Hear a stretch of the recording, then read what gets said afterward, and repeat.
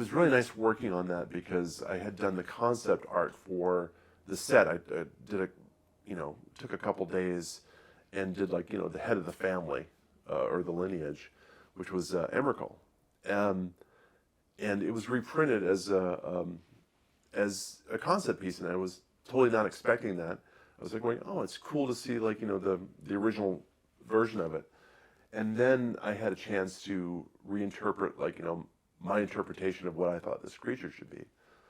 So I changed up the sort of sombrero shape, made it a little more irregular. I changed the colors up a bit, maybe the proportions of the tentacles, but I still kept those weird sort of janky arms that it almost looks like this creature is trying to imitate being a human and not really.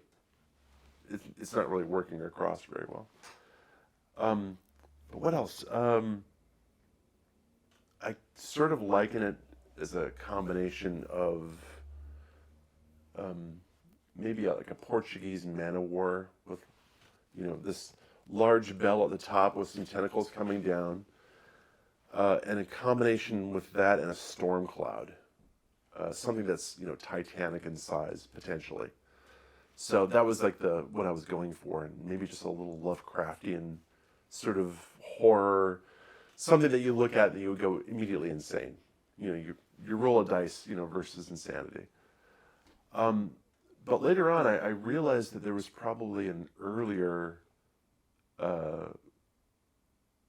something earlier that was forming it, and there was an old episode of Space 1999 from the 1970s, and there was a sort of a ghost ship that had a creature in it, and it was literally just just something they placed in a door, this big rubber monster, and it had a big eye, it had tentacles, and it was making this big, scary roar. And I think I was actually hearing that while I was painting this. And so there's a lot of different places I think that this creature sort of came from. But that scary experience, when I was 5 years old watching the show, I think a little bit of that kind of snuck in.